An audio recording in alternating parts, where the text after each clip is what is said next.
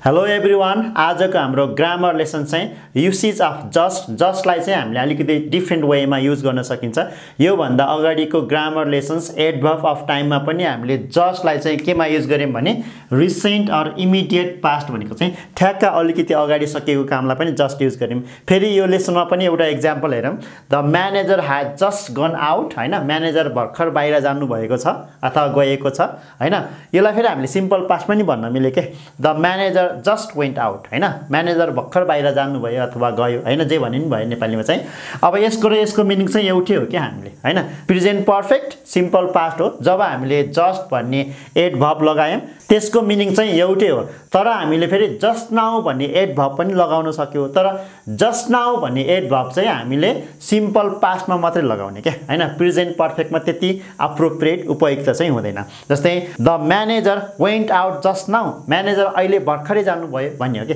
Just भनेको भर्खरै, just now भनेको चाहिँ अहिले भर्खरै। अझै यो माथिको स्ट्रक्चरलाई चाहिँ प्रिसाइजली क्लोजली बुझ्दाखेरिमा कसरी बुझ्नु पर्यो भने जस्तै 4 बजे 4 PM चाहिँ म्यानेजर जानुपर्ने हो, अनि म्यानेजर चाहिँ ठ्याक्क 5 मिनेट अगाडि मात्रै गयो भने चाहिँ हामीले त्यसलाई जस्ट नाउ भन्दा हुन्छ के, हैन। त्यो भन्दा फेरि अलिकति अगाडि भयो भने चाहिँ जस्ट भन्दा हुन्छ, अनि अलरेडी भनेको त धेरै नै अगाडि के। जस्तै अब 4 बजे जानुपर्ने म्यानेजर अब मानौं 2-3 मिनेट अगाडि गयो अथवा 3 पछाउन गयो भने चाहिँ the manager went out just now भनेर भन्दा भयो के, हैन। फेरि त्यो भन्दा अलिकति हल्का अगाडि गयो भने चाहिँ the manager just went out भन्दा नि भयो, the manager has just gone out भन्दा नि भयो के। अब धेरै नै अगाडि गयो भने त त्यसलाई हामीले अलरेडी भन्नु पर्यो। हामीले एडभर्ब अफ टाइममा अलरेडी गरिसक्यौं, एकचोटि त्यो लेसन पनि हेर्नु होला।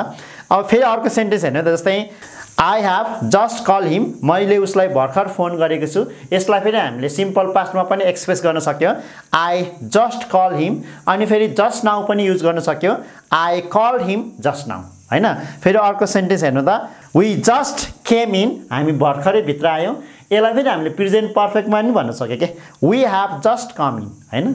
फेरि जस्ट नाउ राख्यो भने चाहिँ we came in just now चाहिँ लास्टमा। यहाँनिर फेरि अर्को बी भर्बको पास्टमा मैले युज गरेको छु। यहाँनिर अलिकति कन्फ्युज भएछ। यसलाई हामीले जस्टलाई चाहिँ पछाडि जस्ट नाउ राखे पनि हुन्छ। जस्तै he was outside just now, ऊ अहिले भर्खरै बाहिर थियो। बी भर्बको सिम्पल पास्ट हामीले लास्टमा जस्ट नाउ राखे पनि हुन्छ के, हैन। फेरि एकचोटि म भन्छु है, he was outside just now, ऊ अहिले भर्खरै बाहिर थियो। हामीले यसरी पनि एक्सप्रेस गर्न सक्यो। अब जस्टको चाहिँ अर्को मिनिङ चाहिँ एक्ज्याक्टली भन्ने हो के। यो चाहिँ अलिकति फरक मिनिङ रहेछ। जस्तै that's just what I wanted to know भनेको मैले थाहा पाउन खोजेको ठ्याक्कै यही हो भन्ने जस्तो अर्थ रहेछ क्या। यहाँनिर चाहिँ द्याट इज लाइक कन्ट्र्याक्टिभ फर्ममा द्याट्स लेखेको, यसरी बुझ्नु पर्यो। फेरि अर्को एक्जाम्पल हेर्नु त, that's just what we need, हामीलाई आवश्यक भएको ठ्याक्कै यही हो भन्ने टिपिकल नेपाली मिनिङ हुँदो रहेछ क्या।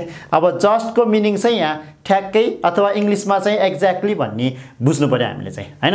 नेपाली टिपिकलमा चाहिँ ठ्याक्कै भन्ने मिल्दोजुल्दो हुँदो रहेछ क्या। फेरि अर्को सेन्टेन्स हेर्नु त, this shirt is just my size, यो सर्ट चाहिँ ठ्याक्कै मेरो साइजको छ भन्ने अर्थ आयो के। अब हामीले यही सेन्टेन्सलाई एक्ज्याक्टली युज गरिनु भयो के। जस्तै that's exactly what I wanted to know, that's exactly what we need, this shirt is exactly my size. यसरी एक्सप्रेस गरे पनि भयो, मिनिङ चाहिँ एउटै आयो। फेरि अर्को एक्जाम्पल हेर्नु त, जस्टको मिनिङ चाहिँ वानली भन्ने अर्थ पनि हुँदो रहेछ क्या। जस्तै वी आर जस्ट फ्रेन्ड, हैन, हामी साथी मात्रै हौँ भन्ने जस्तो। यो चाहिँ मात्रै भन्ने अर्थ रहेछ क्या टिपिकल नेपाली मिनिङमा। I will drink just a glass of juice, हैन, म 1 गिलास जुस मात्रै पिउँछु भन्ने अर्थ हो। ही जस्ट गेभ मी होप, उसले मलाई आशा मात्रै देखायो, यस्तो अर्थ।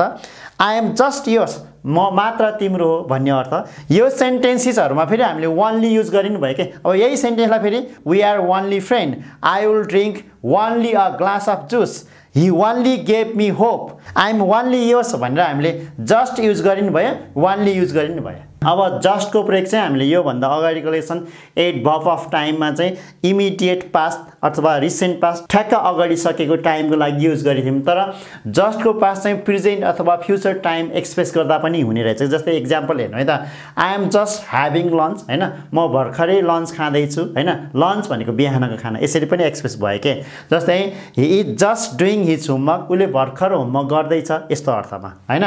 They are just cooking dinner, उनीहरूले भर्खर डिनर पकाउँदैछ डिनर भनेको चाहिँ बेलुकाको खाना यसरी पनि हाम्रो युज भयो के हैन जस्तै she is just taking a shower उनी भर्खर नुहाउँदै छिन् यसरी हामीले प्रेजेन्टको मिनिङमा पनि युज भयो जस्तै वी आर जस्ट लिभिङ भने नि हामी जाँदै छौं भनेको हैन हामी भर्खर हिँड्न लागेको अब यो एक्जाम्पलमा चाहिँ हाम्रो प्रेजेन्टको मिनिङ भयो जस्तै फ्युचरमा चाहिँ वी आर जस्ट लिभिङ भनेर चाहिँ फ्युचरको मिनिङ पनि एक्सप्रेस गरेको जस्तै गएको छैन नि तर जाने होला त फ्युचर भयो यसरी हामीले चाहिँ प्रेजेन्ट र फ्युचर टाइम एक्सप्रेस गर्दा पनि जस्ट युज गर्न सके के त्यो भन्दा बाहेक चाहिँ अर्को जस्ट चाहिँ भेरी क्लोज प्लेस हैन नजिकैको ठाउँ बुझाउँदा पनि जस्ट युज गर्न सके के जस्तै एक्जाम्पल हेर्नु है त my house is just behind a school भनेको चाहिँ मेरो घर चाहिँ स्कुलको पछाडी नजिकै छ भन्ने अर्थ हो के त्यो प्लेसलाई जनाको हैन फेरि अर्को एक्जाम्पल हेर्नु त द शप is just down the street हैन स्ट्रीट भनेको बाटो पसल चाहिँ ठ्याक्कै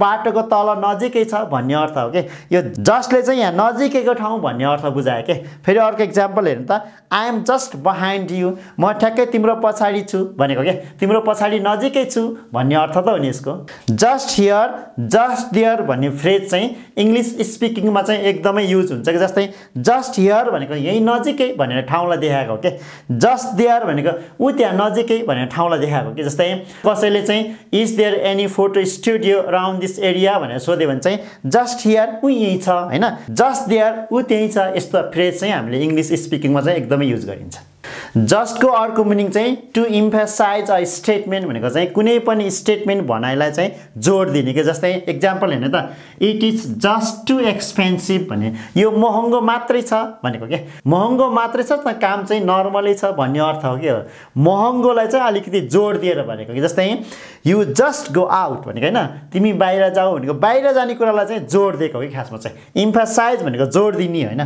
जस्तै जस्ट डु इट भन्ने फ्रेज चाहिँ इङ्ग्लिस ल्याङ्ग्वेजमा एकदमै फेमस छ नि हैन just do it don't expect the result भन्छ नि जस्तै रिजल्टको आशा नगर जस्ट काम गर भन्ने अर्थ हो के यसको यसरी स्टेटमेन्टलाई चाहिँ जोड दिएर भन्ने कि जस्तै जस्ट फर्गेट द पास्ट हैन बितेको कुरालाई जस्ट फर्गेट बिर्सिदेऊ हैन अगाडि बढ भनेर यसरी स्टेटमेन्टहरुलाई चाहिँ इम्फेसाइज जोड दिँदा पनि हामीले जस्ट युज गर्न सक्यौ फेरि यही जस्ट चाहिँ कुनै पनि स्टेटमेन्टको इम्पोर्टेन्सलाई चाहिँ महत्त्वलाई चाहिँ घटाउने अर्थमा पनि जस्ट युज गरेको जस्तै आई जस्ट कल यु हैन जस्तै Why did you call me last night? किन हिजो बेलुका मलाई फोन गरेको भन्यो नि I just call you इत्तिकै भन्ने अर्थ हो के इत्तिकै फोन गरेको भनेको के जस्टले फेरि यो सेन्टेन्समा स्टेटमेन्टको चाहिँ इम्पोर्टेन्स हुन्छ नि महत्त्व चाहिँ घटाएको के रिड्युस भनेको घटाउने भनेपछि हामीले के बुझ्नु पर्यो भने जस्टले चाहिँ स्टेटमेन्टलाई इम्फेसाइज जोड पनि दिने रहेछ अनि reduce the importance of statement हैन स्टेटमेन्टको महत्त्वलाई पनि घटाउने रहेछ के यसरी बुझ्नु पर्यो हैन जस्तै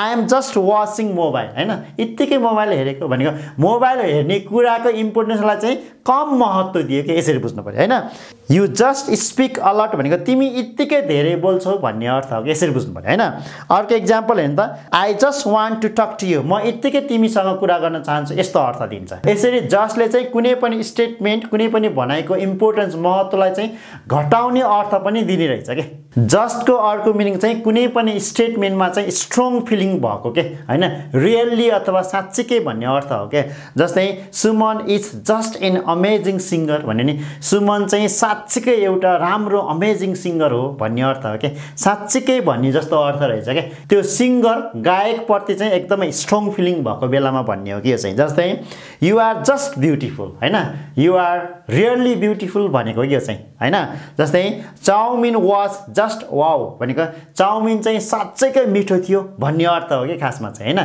चाउमिन प्रति चाहिँ उसको एकदमै स्ट्रङ फिलिङ भएको अर्थ हो के जस्तै ही इज जस्ट हेल्पफुल हैन उ चाहिँ एकदमै सहयोगी छ भन्ने अर्थमा चाहिँ हामीले जस्ट युज गर्छ जस्तै नेटिभहरुले चाहिँ आई एम जस्ट ओके भनेको चाहिँ म एकदमै ठीक छु भन्ने अर्थ हो के यसरी हामीले जस्टलाई चाहिँ डिफ्रेन्ट वेमा युज गर्न सकिन्छ अलिकति दोहोर्याएर एक दुई चोटी हेर्यो भने यो सजिलै बुझिन्छ only this much for today we will see again in our new grammar lesson